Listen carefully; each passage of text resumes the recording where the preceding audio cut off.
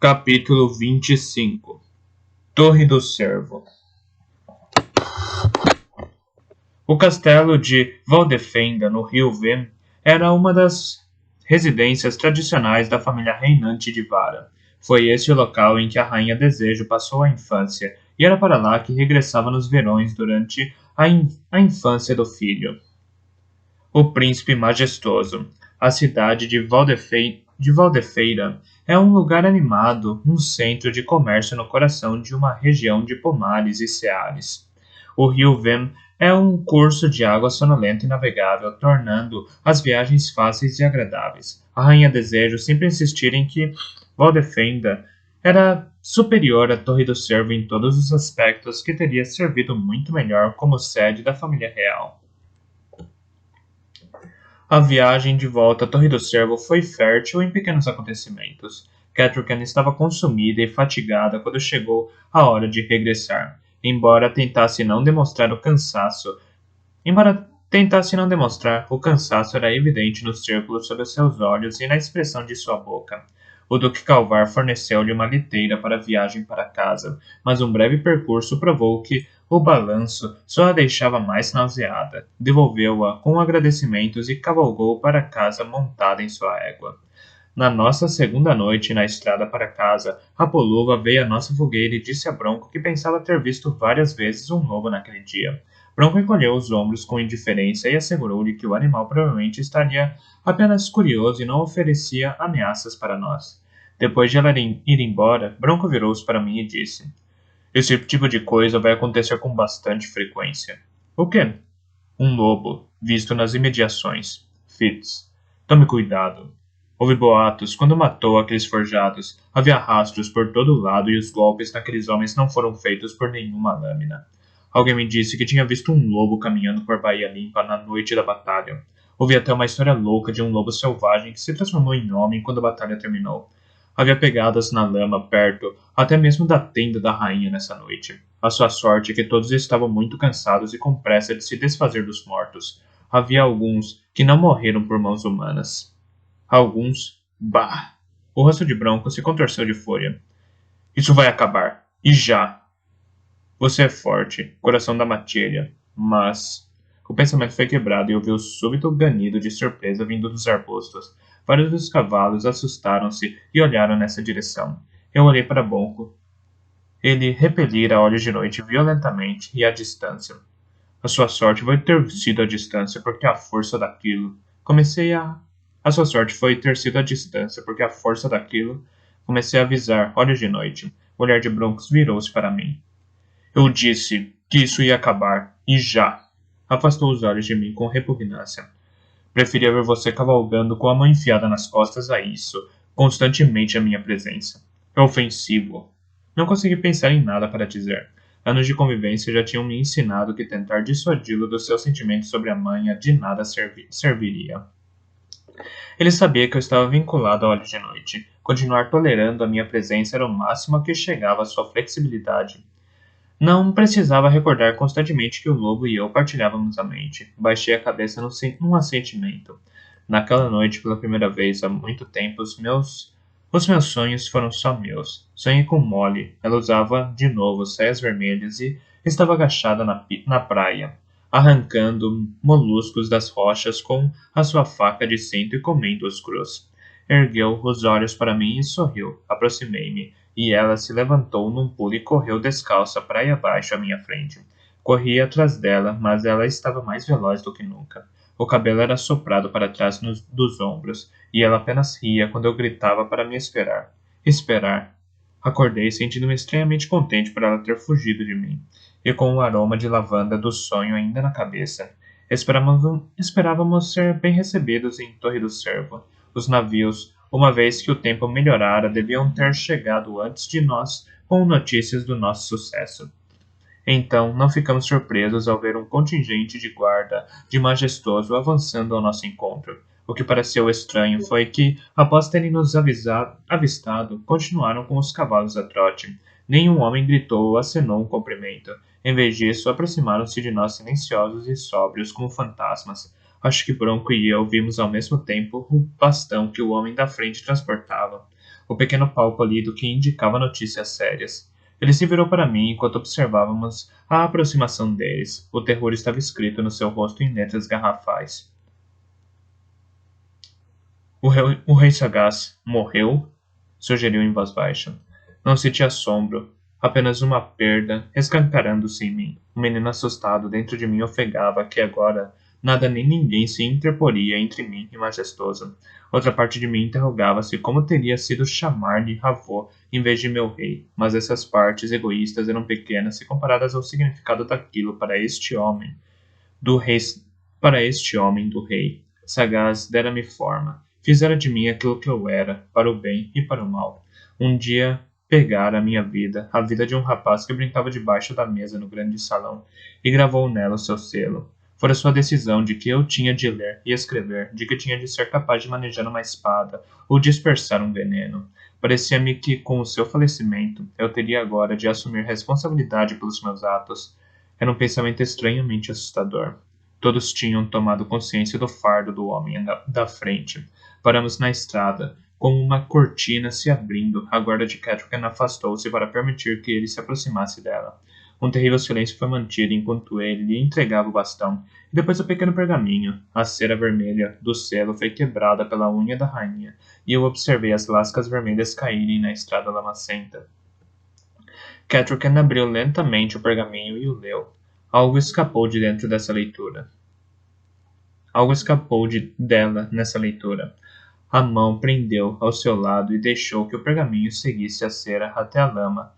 Uma coisa acabada, uma coisa que desejava nunca mais voltar a ler. Não desmaiou nem gritou. Seus olhos se voltaram para longe e ela pousou suavemente a mão na barriga. Com esse movimento eu soube que não era sagaz quem estava morto, mas veracidade. Sondei a sua procura, em algum lugar, certamente em algum lugar, aninhado dentro de mim, uma centelha de vínculo, o mais minúsculo filamento de ligação. Não, nem sequer sabia quando tinha desaparecido. Lembrei-me de que sempre que combatia era provável quebrar a ligação com ele. Isso não ajudava em nada, recordei naquele momento o que não parecera mais do que um lance bizarro na noite de batalha.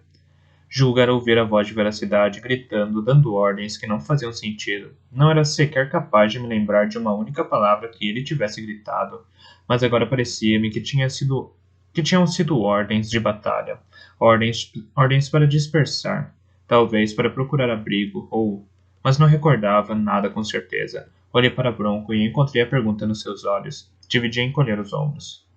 Não sei, disse em voz baixa. A sua testa se franziu enquanto refletia sobre aquilo. A princesa herdeira Catrican ficou sentada, quieta no cavalo.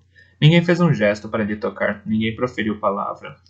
Olhei de relance para Bronco e encontrei seu olhar e nele uma resignação fatalista. Aquela era a segunda vez que ele via um príncipe herdeiro cair antes de ascender ao trono. Após um longo silêncio, Catrican virou-se na cela e inspecionou a sua guarda e os soldados a cavalo que a seguiam. O príncipe majestoso recebeu a notícia de que o príncipe herdeiro Veracidade está morto. Não ergueu a voz, mas as suas palavras chegaram claramente a todos. A alegria desvaneceu-se e o triunfo esvaiu-se de muitos dos olhares. Ela lhes deu um momento para se habituarem à ideia. Então atiçou o cavalo, e nós a seguimos de volta à Torre do Cervo. Aproximamo-nos do portão sem sermos parados. Os soldados de serviço ergueram os olhos à nossa passagem. Um deles fez um esboço de continência à rainha. Ela não reparou. Bronco franziu mais o senho, mas nada disse. Dentro do pátio do castelo, o dia parecia normal. Rapazes de estábulo vieram levar os cavalos enquanto outros criados e outras pessoas se deslocavam de um lado para o outro nas atividades normais. De algum modo, a própria familiaridade daquilo colidiu como pedras contra as minhas emoções. Veracidade estava morto. Não parecia certo que a vida prosseguisse de forma tão rotineira. Bronco ajudou Catrican a desmontar no meio de um aglomerado das suas damas. Uma parte de mim reparou na expressão no rosto de Raboluva quando Catrican foi levada por senhoras da corte, que soltavam exclamações sobre como ela parecia desgastada, se estaria ela bem, entre exclamações de comiseração, tristeza e dor. Uma pontada de ciúme passou pelo rosto da capitã da guarda da rainha. Raboluva não passava de um soldado sujeito ao juramento de proteger a sua rainha. Não podia naquele lugar segui-la para dentro da torre, por mais que se preocupasse com a rainha. Catrican estava agora entregue aos cuidados das suas damas da corte, mas eu sabia que naquela noite Bronco não ficaria sozinho de guarda à sua porta. O solícito murmúrio das damas em prol de Catherine foi o suficiente para me informar de que o rumor sobre a gravidez já fora espalhado. Perguntei a mim mesmo se teria sido partilhado com o majestoso. Tinha certeza de que havia mexericos que circulavam quase exclusivamente entre as mulheres antes de se transformarem em conhecimento comum. De repente, senti um grande desejo de saber se o majestoso já sabia que Catherine esperava o herdeiro do trono. Entreguei as rédeas de fuligem a mano, agradeci a ele e prometi contar-lhe tudo mais tarde. Quando me dirigia para a torre, a mão de Bronco segurou meu ombro. Uma palavrinha com você, agora. Às vezes ele me tratava quase como um príncipe, às vezes como menos do que um rapaz de estábulo. As palavras não foram um pedido. Mano entregou-me de volta as rédeas de fuligem com um sorriso seco e desapareceu para cuidar dos outros animais. Segui Bronco quando ele levou o Ruivo para os estábulos. Não teve dificuldade para encontrar uma cocheira vazia para Ruivo perto da cocheira habitual de fuligem. Eram muitas as cocheiras disponíveis. Ambos começamos a tratar dos cavalos como um dia corriqueiro. A velha familiaridade dessa rotina, de cuidar de um cavalo enquanto Bronco trabalhava ali perto, era reconfortante. A ponta do estábulo onde estávamos encontrava-se relativamente calma, mas ele esperou até não haver ninguém perto antes de perguntar: é verdade? Não tenho certeza. A minha ligação com ele desapareceu. Antes de irmos para a Baía Limpa, já era tênue e eu tenho sempre problemas em manter a ligação com veracidade quando entro em uma luta. Ele diz que ergo tão fortemente a guarda contra os que me rodeiam que o tranco do lado de fora. Não compreendo nada disso, mas sabia desse problema. Tem certeza de que foi nesse momento que o perdeu? E assim contei-lhe sobre a vaga sensação de veracidade durante a batalha e a possibilidade de ele ter sido atacado ao mesmo tempo. Bronco acenou impacientemente com a cabeça. Mas não pode contatá-lo pelo talento, agora que as coisas estão calmas? Renovar a ligação? Parei um instante, forcei a minha própria frustração fervente a diminuir. Não, não posso. Não tenho esse tipo de talento. Bronco franziu o senho. Olhe, nós sabemos que as mensagens andaram se extraviando nos últimos tempos. Como podemos saber que essa não foi inventada? Suponho que não sabemos, embora seja difícil acreditar que até mesmo o majestoso tivesse a ousadia de dizer que Veracidade estava morto, se estivesse vivo. Não há nada que eu o ache incapaz de fazer, disse Bronco, em voz baixa. Eu parei de limpar a lama dos cascos de fuligem e me endireitei. Bronco estava encostado à porta da cocheira de ruivo com os olhos perdidos na distância. A madeixa branca no seu cabelo era uma viva lembrança de quão implacável e majestoso podia ser. Ele ordenara que Bronco fosse morto com a mesma indiferença com que poderia ter esmagado uma mosca irritante. Nunca parecera causar a majestoso um momento de preocupação que ele não tivesse permanecido morto. Não tinha medo da vingança de um mestre dos estábulos ou de um bastardo. Bom, o que diria ele quando Veracidade voltasse? Perguntei eu, em voz baixa. Depois de virar rei, poderia cuidar para que Veracidade nunca voltasse. O homem que se senta no trono dos 6 ducados pode se livrar de pessoas inconvenientes. Bronco não olhou diretamente para mim quando disse isso. Eu tentei desviar da faísca, mas era verdade. Uma vez que o majestoso chegasse ao poder, não tinha dúvidas de que haveria assassinos prontos para cumprir as suas ordens. Talvez já houvesse alguns. Esse pensamento causou-me um estranho calafrio. Se quisermos saber definitivamente se Veracidade ainda está viva, nossa única chance é enviar alguém à sua procura e regressar com notícias sobre ele. Pensei em Bronco. Mesmo assumindo que o mensageiro consiga sobreviver, levaria muito tempo. Depois de majestoso chegar ao poder, a palavra de um mensageiro não é nada para ele. O portador dessa notícia não se atreveria a divulgá-las em voz alta. Precisamos de provas de que Veracidade está viva. Provas de que o rei sagaz possa aceitar. E precisamos delas antes que o majestoso chegue ao poder. Ele não seria príncipe herdeiro por muito tempo. O rei sagaz e o filho de Catherine ainda estão entre ele. Mesmo assumindo que o mensageiro consiga sobreviver, levaria muito tempo. Depois de majestoso chegar ao poder, a palavra de um mensageiro não é nada para ele. O portador dessa notícia não se atreveria a divulgá-las em voz alta. Precisamos de provas de que o Veracidade está vivo. Provas de que o rei sagaz possa aceitar que precisamos delas antes que majestoso chegue ao poder. Ele não seria príncipe herdeiro por muito tempo. O rei sagaz e o filho de Catherine ainda estão entre ele e o trono, protestei. Essa posição demonstrou ser muito pouco saudável para homens crescidos e fortes. Duvido que um velho enfermo e uma criança por nascer o achem um lugar mais afortunado. Bronco abanou a cabeça e colocou de lado aquele pensamento. Bem, não podemos contatá-lo pelo talento. Quem pode? Qualquer um dos membros do círculo. Ah, não confio neles. O rei sagaz talvez consiga, sugeri hesitantemente, se retirar forças de mim. Mesmo que sua ligação à veracidade esteja rompida? Perguntou o Bronco com uma expressão atenta. Encolhi os ombros e abanei a cabeça. Não sei. Por isso é que disse talvez. Ele passou uma única vez a mão no pelo alisado de ruivo. Precisamos tentar, disse, decididamente. Precisamos tentar, disse decididamente. E quanto mais cedo, melhor. Gattaca não deve ser deixada aflita e sofrendo se não houver motivo para tanto. Poderá perder o bebê por causa disso. Suspirou e olhou para mim. Vou descansar um pouco. Faça planos para visitar o rei esta noite. Quando vir entrar nos aposentos dele, tratarei de que haja testemunhas para o que quer que o rei sagaz descubra. Bronco, protestei. Não há nenhuma garantia, nem sequer sei se o rei estará acordado à noite, ou capaz de usar o talento, ou o que o fará se eu o pedir. Se fizermos isso, Majestoso e todos os demais saberão que eu sou um homem do rei, no que toca ao talento e... Desculpe, rapaz. Bronco falou de forma abrupta, quase friamente. Há aqui mais coisas em jogo do que o seu bem-estar. Não que eu não me preocupe com você, mas acho que estará mais seguro se o Majestoso achar que é capaz de usar o talento, e todos souberem que Veracidade está vivo, do que se todos acreditarem que Veracidade está morto e Majestoso achar que é hora de se livrar de você.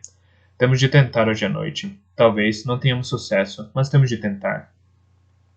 Espero que consiga arranjar em algum lugar um pouco de casco de elfo, resmunguei. Está pegando gosto por isso? Tenha cuidado. Mas então sorriu.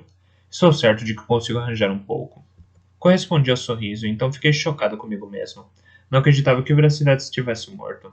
Era isso que estava admitindo a mim mesmo com aquele sorriso. Não acreditava que o meu príncipe herdeiro estivesse morto. E me preparava para enfrentar o príncipe majestoso e provar isso. A única maneira de isso ser mais satisfatório era se pudesse fazê-lo com um machado na mão. E agora mesmo. E agora mesmo. Posso pedir um favor? Pedi a Bronco. O quê? Perguntou ele, com prudência. Cuide-se muito bem. Sempre. E trate de fazer o mesmo. Anuí com a cabeça e então fiquei em silêncio, sentindo-me constrangido. Após um momento, Bronco suspirou e disse. Desembuche logo. Caso eu veja mole, você quer que eu lhe diga... O quê? Abanei a cabeça a mim próprio. Só que sinto saudades dela. O que mais poderia lhe dizer? Não tenho nada a oferecer-lhe, além disso. Ele olhou bem para mim com um olhar estranho, solidariedade, mas nenhum falso conforto. Deixarei que ela saiba disso, prometeu. Saí dos estábulos, sentindo que de algum modo tinha crescido. Perguntei a mim mesmo se algum dia deixaria de me medir pelo modo como o Bronco me tratava. Fui diretamente à cozinha, pretendendo pegar algo para comer e depois ir descansar, conforme Bronco sugerira. A sala da guarda estava repleta de soldados que haviam regressado e contavam histórias aos que tinham permanecido em casa enquanto devoravam ensopado e pão. Era o que eu esperava e pretendia arranjar as minhas provisões e levá-las para o quarto. Mas na cozinha havia panelas borbulhando por todo lado, pão crescendo e carne sendo virada nos espetos.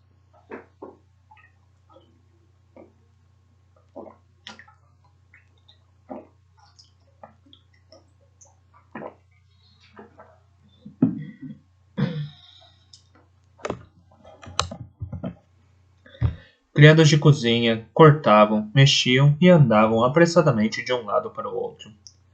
Haverá um banquete à noite? Perguntei, estupidamente. A cozinheira Sarah virou-se para me encarar. Ah, Fitz, então está de volta e vivo, e inteiro para variar. Sorriu como se tivesse me elogiado. Sim, claro, há um banquete para celebrar a vitória em Bahia Limpa. Não nos esqueceríamos de vocês. Mesmo com Veracidade morto, nos sentamos para banquetear. A cozinheira olhou-me de frente. Se o príncipe Veracidade estivesse aqui, qual seria o seu desejo? Se o príncipe Veracidade estivesse aqui, qual seria o seu desejo? Suspirei. Provavelmente diria para celebrar a vitória. O povo precisa mais de esperança do que de luto. Foi precisamente isso que o príncipe majestoso me explicou hoje de manhã, disse a cozinheira, com satisfação. Voltou à tarefa de esfregar especiarias numa perna de veado. Estaremos de luto por ele, é claro, mas tem de compreender, Fritz. Ele nos abandonou. Foi majestoso quem ficou aqui.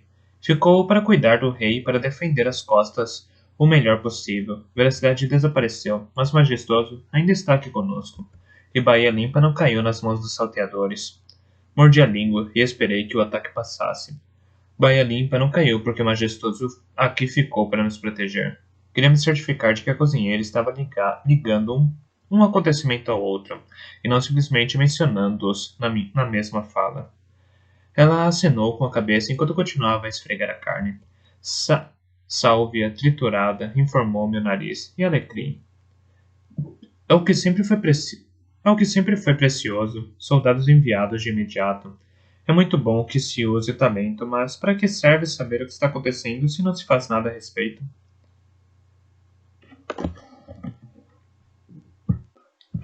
Veracidade sempre fez zarpar os navios de guerra, e eles sempre pareceram chegar lá tarde demais. Ela se virou para mim, limpando as mãos no avental. Ah, eu sei que o idolatrava, rapaz. O nosso príncipe Veracidade era um homem de bom coração, que se gastou até a morte tentando nos proteger. Não estou falando mal dos mortos. Só estou dizendo que usar o talento e caçar antigos não é o caminho para lutar com esses navios vermelhos. O que o príncipe majestoso fez enviando soldados e navios no minuto em que soube, era isso que precisava ser feito desde o início. Com o príncipe majestoso no comando, talvez sobrevivamos aqui. E o rei sagaz? Perguntei eu, em voz baixa. Ela entendeu mal a minha pergunta. Ao fazê-lo, demonstrou o que realmente pensava. Ah, está tão bem como se pode esperar. Até vai descer esta noite para o banquete, pelo menos durante algum tempo. Pobre homem, está sofrendo tanto. Pobre homem, pobre homem. Um morto. Foi o que ela praticamente disse. Já não um rei. Sagaz era apenas um pobre homem para ela. Majestoso vencera.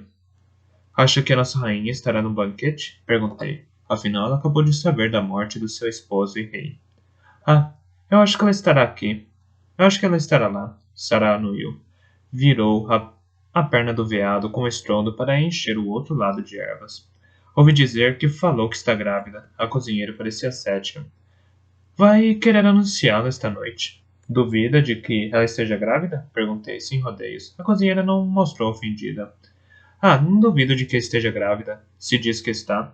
É só que parece um pouco estranho, a dizê-lo depois de chegar a notícia da morte de Veracidade, e não antes. Como assim? Bem, alguns de nós somos levados a imaginar. Imaginar o quê? Perguntei friamente. A cozinheira olhou-me rapidamente e eu amaldiçoei a minha impaciência. Calá-la não era o que eu queria fazer. Precisava ouvir os rumores, todos os rumores. Bem, hesitou, mas não pôde negar-se a satisfazer os meus ouvidos atentos. As dúvidas que se tem sempre, quando uma mulher não concebe e depois, de repente, quando o marido está longe, anuncia que está grávida dele, olhou em volta para ver quem mais poderia estar à escuta. Todos pareciam atarefados com o seu trabalho, mas não duvidava de que alguns ouvidos estavam inclinados na nossa direção. Por que agora, de repente? E se ela sabia que estava grávida, no que estava pensando quando correu para a batalha no meio da noite? Isso é um comportamento estranho para uma rainha à espera do herdeiro ao trono. Bem, tentei manter a voz suave. Suponho que quando a criança nascer, mostrará quando foi concebida. Aqueles que desejarem contar luas pelos dedos podem fazê-lo a essa altura. Além disso, inclinei-me para ela com um ar conspiratório. Ouvi dizer que algumas de suas damas sabiam antes de ela partir. A dama Paciência, por exemplo, e a sua aia, Renda. Teria de me certificar de que Paciência se gabasse do seu conhecimento prematuro de que Renda fizesse barulho a esse respeito entre a criadagem. Oh, essa! O desdém da cozinheira Sarah anulou a minha esperança numa vitória fácil. Bem, não é para ofender Fitz, mas ela às vezes é meio estúpida. Mas Renda é sólida, não fala muito. E também não quero ouvir o que os outros têm a dizer. Bem, sorri e atirei-lhe uma piscadela de olho. Foi para aí que eu soube. E soube bem antes de partirmos para a Baía Limpa. Aproximei-me mais. Pergunte por aí. Aposto que vai descobrir que a rainha Catherine tem andado bebendo chá de folha de framboesa para enjoos matinais. Verifique e vai ver que tenho razão. Aposto uma moeda de prata. Uma moeda de prata? Ah, como se eu tivesse uma para apostar. Mas eu pergunto, Fitz, isso eu farei. E devia ter vergonha por não compartilhar comigo há mais tempo uma fofoca dessas. Logo comigo, que te conto tudo. Bem, eis mais uma coisa para você. A Raquel não é a única que está grávida. Oh, quem mais? Sorri. Não posso dizer ainda, mas será uma das primeiras a saber pelo que ouvi dizer. Não fazia ideia de quem poderia estar grávida, mas era seguro dizer que alguém na torre estava, ou estaria a tempo de dar substância ao meu boato. Precisava manter a cozinheira contente comigo se quisesse contar com ela para o falatório da torre. Ela fez um aceno prudente e eu pisquei para ela. Terminou o trabalho com a perna de veado. Dot, vem cá buscar isto e coloque nos ganchos de carne acima do fogo alto. Nos ganchos mais altos, quero a perna cozida, não queimada. Agora vá. Panela? Onde está o leite que pedi que fosse buscar? Surrupiei pão e maçãs antes de ir para o meu quarto. Uma refeição simples, mas bem-vinda para alguém tão faminto como eu estava. Fui diretamente para o meu quarto, lavei-me, comi e deitei para descansar. Podia ter poucas chances com o rei naquela noite, mas mesmo assim queria estar o mais alerta possível durante o banquete. Pensei em ir falar com Catherine e lhe avisar para ainda não fazer luto por veracidade, mas sabia que nunca conseguiria passar pelas suas damas para falar discretamente com ela. E se eu estivesse errado? Não. Quando pudesse provar que veracidade continuava vivo, seria suficientemente cedo para lhe dizer. Fui acordado mais tarde com uma batida à minha porta. Fiquei um momento imóvel, deitado, sem ter certeza de ter ouvido alguma coisa, e então ergui-me para destrancar a porta e entreabri-la. O bobo estava na frente da minha porta. Não sei se fiquei mais espantado por ele ter batido em vez de deslizar o trinco ou se pelo modo como estava vestido. Olhei-o, boquiaberto. Ele fez uma elegante reverência e abriu caminho para dentro do meu quarto, fechando a porta atrás de si. Fechou um par de trancas e em seguida foi ao centro do quarto e abriu os braços. Virou no círculo lento para que eu o admirasse. E, e então? Nem parece você, disse, sem rodeios. Não pretendia parecer. Alisou o gibão e puxou as mangas para exibir melhor não só os bordados que as decoravam com as fendas que mostravam o rico tecido das mangas por baixo. Amaciou o chapéu emplumado e colocou-o de volta sobre o cabelo sem cor. As cores iam do mais profundo índigo ao mais claro azul celeste, e a cara branca do bobo, qual o ovo descascado, respeitava de dentro delas. Os bobos saíram de moda. Sentei-me lentamente na cama. Foi majestoso que te vestiu assim, disse sinceramente. Nem tanto. Ele forneceu as roupas, claro, mas eu me vesti sozinho. Se os bobos já não estão na moda, imagine quão humilde seria o criado particular de um bobo. E o rei sagaz, já saiu de moda? Perguntei, acidamente. Já saiu de moda, ficarei excessivamente preocupado com o rei sagaz, replicou ele.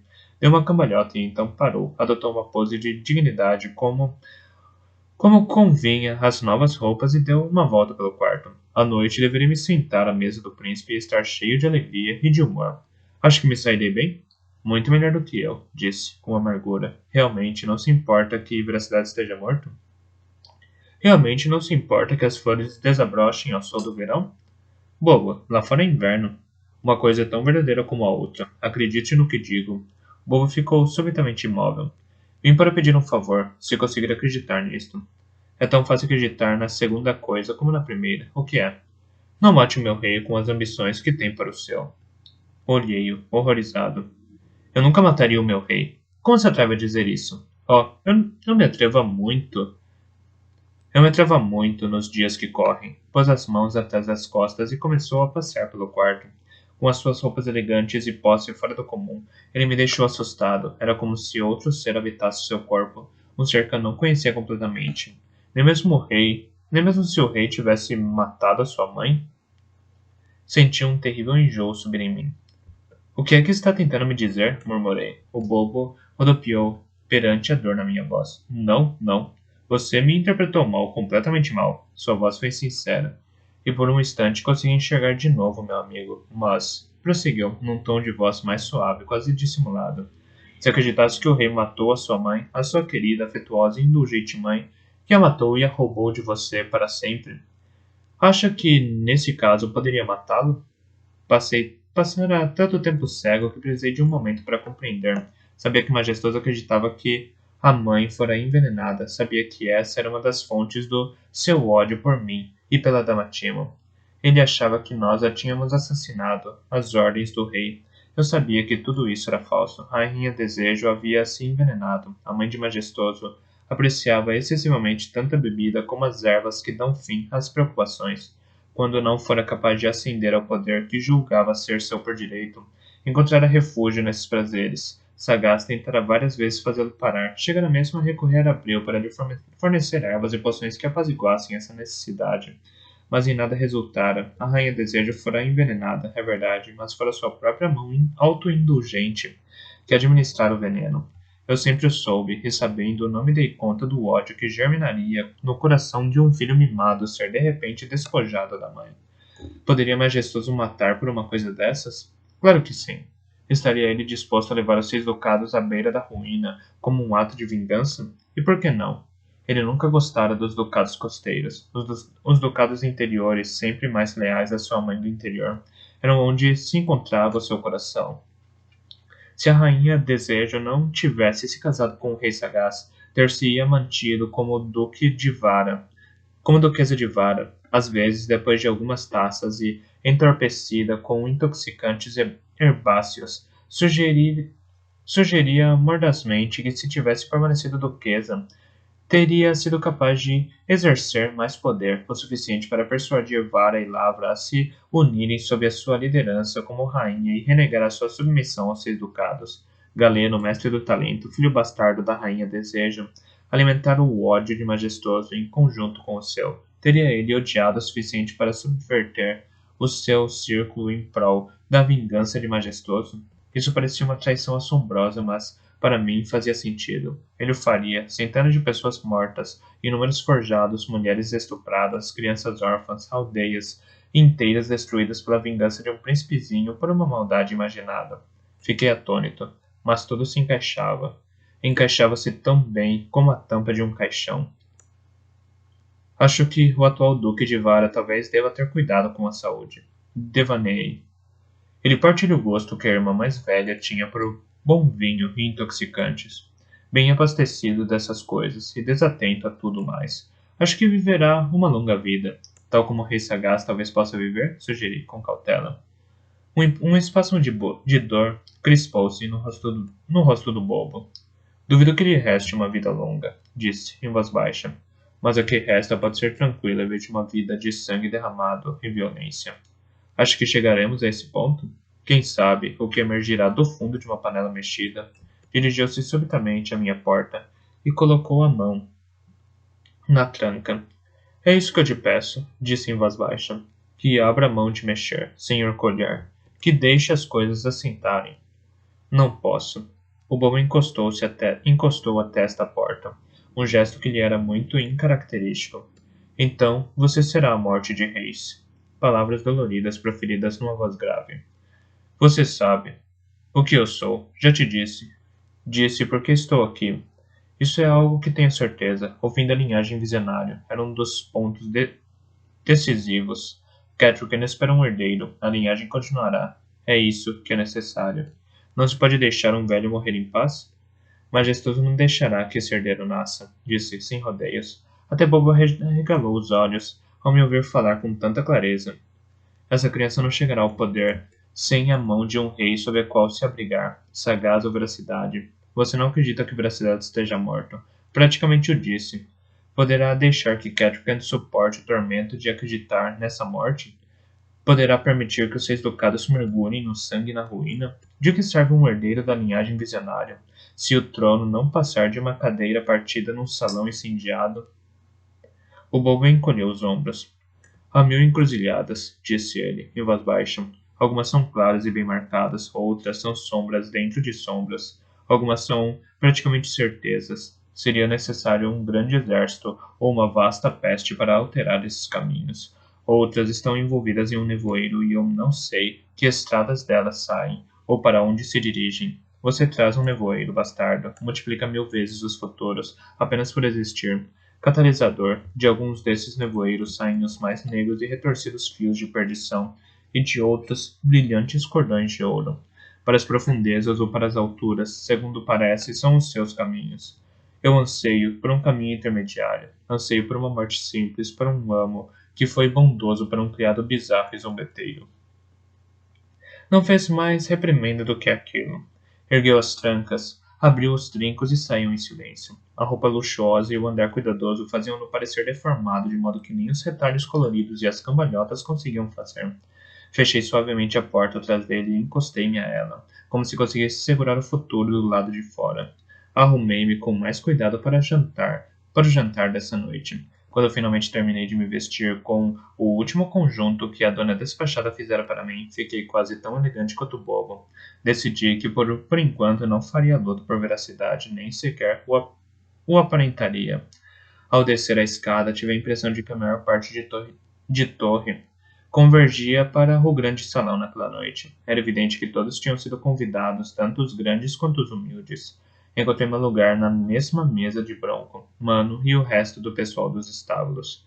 Era o lugar mais humilde que me fora dado desde que o rei sagaz me acolhera sob a sua asa, e no entanto a companhia me agradava muito mais do que a das mesas superiores. As mesas de honra do grande salão estavam repletas de gente que eu mal conhecia, com os duques e a nobreza de Lavra e Vara na sua maior parte. Havia rostos dispersos que eu conhecia naturalmente. A ciência estava sentada num local que era quase próprio à sua condição, e Renda encontrava-se sentada numa mesa acima de mim. Não vi sinal de mole em lugar nenhum. Havia gente da cidade de Torre do Servo por todo o lado, principalmente gente abastada, e na maioria melhor sentados do que eu esperaria. O rei foi trazido para o salão, apoiado no bobo, recém-tornado, elegante, seguido por Catrogan. A sua aparência me chocou. Ela usava uma simples túnica castanho clara e cortar o cabelo em sinal de luto. Deixara menos de um palmo de cabelo, que privado de seu pujante peso, espetava-se em torno da cabeça como um dente de leão. A cor parecia ter sido cortada junto com o comprimento do cabelo. Parecia tão claro quanto do bobo. Estava tão habituado a ver suas pesadas tranças douradas que a cabeça dela agora me parecia estranhamente pequena em cima dos ombros largos. Os seus olhos azuis, claros, tornavam-se estranhos com as pálpebras avermelhadas pelo choro. Catherine não parecia uma rainha de luto. Em vez disso, estava bizarra, um novo tipo de bobo para a corte. Nada conseguia reconhecer da minha rainha. Nada de Catherine no seu jardim, nada da guerreira descalça, que dançava com a sua lâmina. Apenas uma mulher estrangeira que havia acabado de ser largada ali, sozinha. Majestoso ao contrário, estava tão suntuosamente vestido como quem vai fazer a corte, e movia-se com a segurança de um gato caçador. O que testemunhei nessa noite foi tão inteligentemente ritmado e cuidadosamente dirigido como um espetáculo de marionetes.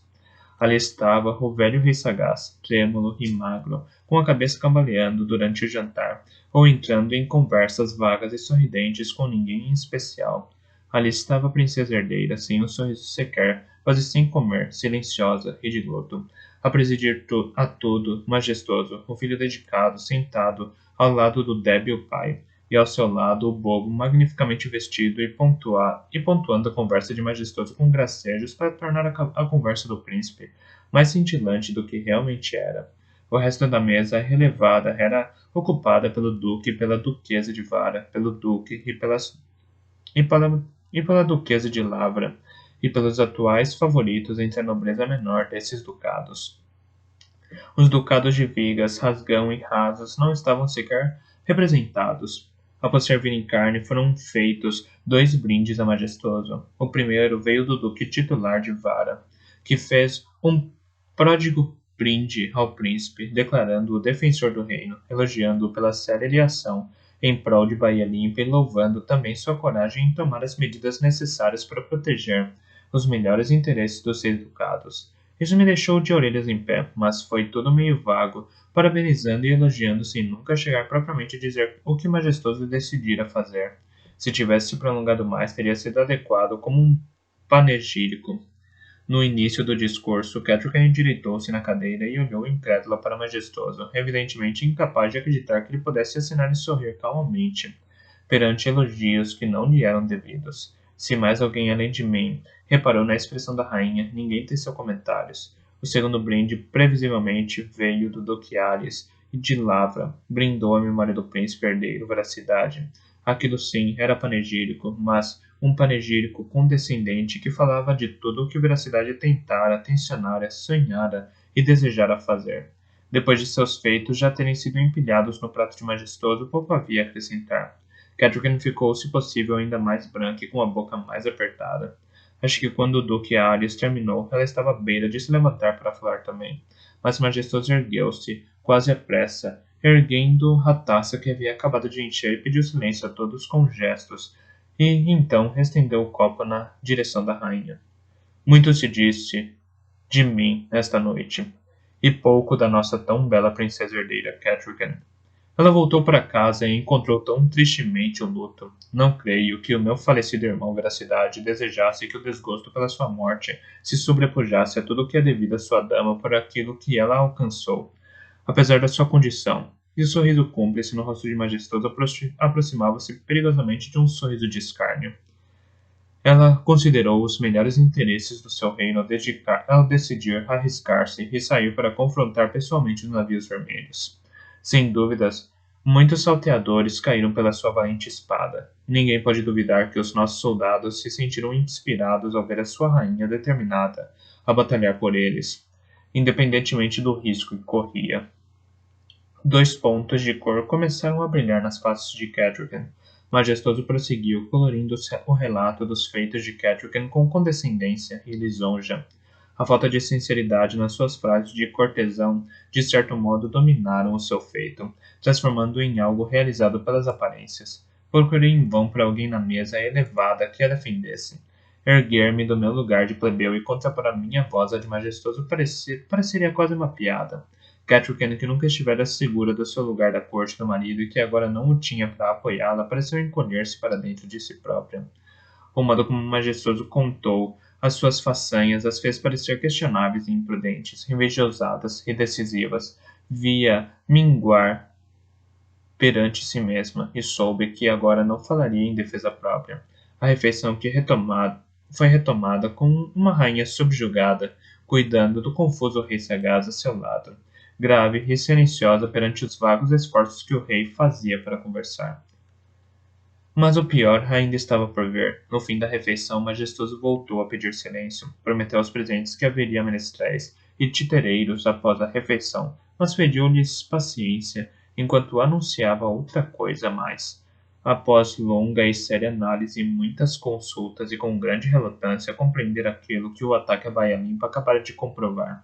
A própria Torre do Cervo já não era o lugar seguro e tranquilo que fora um dia. Certamente não era mais um lugar próprio para uma pessoa de saúde delicada, e assim chegou à decisão de que o rei sagaz, e o rei ergueu a cabeça e pestaneou perante a menção ao seu nome, iria viajar para o interior a fim de residir em segurança em Valdefeira, no rio Ven, em Vara, até que sua saúde melhorasse. Então fez uma pausa para agradecer prodigamente ao duque titular de Vara por disponibilizar o castelo de Valdefeira para a família real. Acrescentou também que lhe agradava muito que fosse tão acessível para ambos os castelos principais de Vara e Lavra, pois desejava manter contato próximo com esses duques tão leais que nos últimos tempos haviam viajado com tanta frequência até tão longe para ajudá-lo naqueles tempos tão conturbados.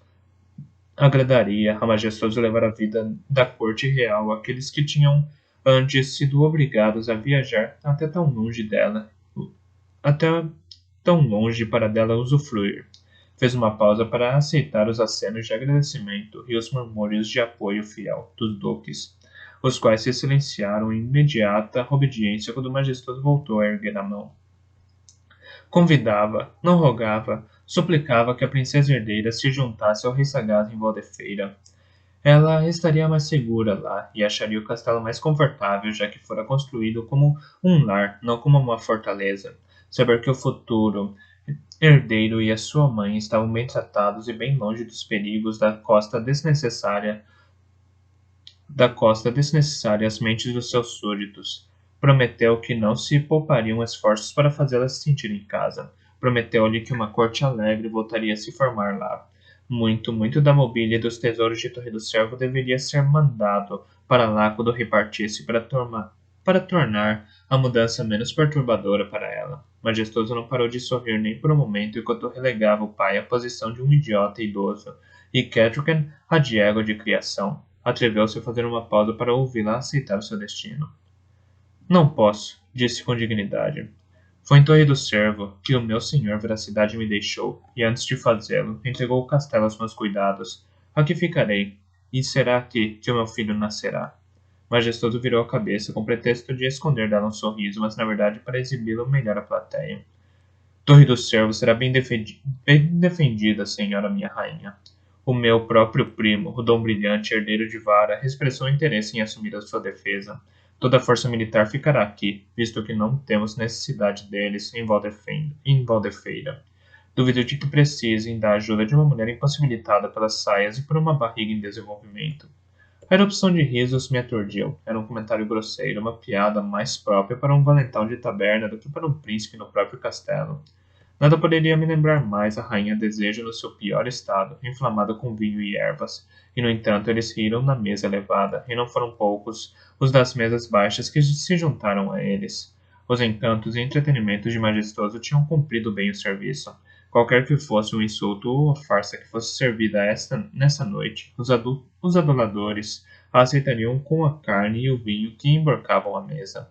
Cadwgan pareceu incapaz de falar. Chegou a se levantar e teria abandonado a mesa se o rei não tivesse estendido uma mão trêmula. Por favor, minha querida, disse, a sua voz vacilante projetou-se com demasiada clareza. Não me deixe. Quero você ao meu lado. Veja só, é o desejo do nosso rei. Admoestou-a apressadamente majestoso e duvido que até ele fosse capaz de se dar conta da sorte que levara o rei a fazer aquele pedido a Catherine nesse momento. A rainha sentou-se novamente com relutância. O lábio inferior tremeu e o seu rosto enrubesceu. Por um momento aterrorizante, pensei que ela iria arrebentar em lágrimas. Isso seria o triunfo final para Majestoso, uma traição da sua fraqueza emocional como fêmea palideira. Mas ela respirou fundo, virou-se para o rei e falou mais baixo, mas de forma audível, enquanto lhe segurava pela mão. É você o meu rei, o rei ao qual prestei juramento. Meu suzerano, será como desejar, não sairei do seu lado. Baixou a cabeça e Majestoso teve um aceno afável e uma explosão geral de conversas congratulou-se com o acordo dela. Majestoso falou um pouco mais quando o burburinho se acalmou, mas já havia alcançado seus objetivos. Falou principalmente da sabedoria da sua decisão e de como a Torre do Cervo seria mais capaz de se defender sem temer pelo seu monarca. Teve até a audácia de sugerir que, ao afastar-se e afastar o rei e a princesa herdeira de Torre do Cervo, estaria transformando o castelo num alvo menos visado para os salteadores, visto que teriam menos a ganhar com a sua captura. Tudo foi absolutamente nada, um rodeio feito em prol do espetáculo. Não muito tempo depois, o rei foi levado de volta aos seus aposentos após cumprir o dever de aparecer. A rainha Catherine se despediu para acompanhá-lo. O banquete desfez-se numa cacofonia geral de divertimentos. Foram trazidos barris de cerveja e de vinhos de qualidade inferior. Vários menestréis do interior começaram a atuar em cantos opostos do grande salão, enquanto o príncipe e o seu grupo preferiam se divertir com um espetáculo de fantoches, uma peça picante intitulada A Sedução do Filho do Estalajadeiro. Eu afastei o meu prato e olhei para Bronco. Nossos olhos se encontraram e nos levantamos da mesa como se fôssemos um só.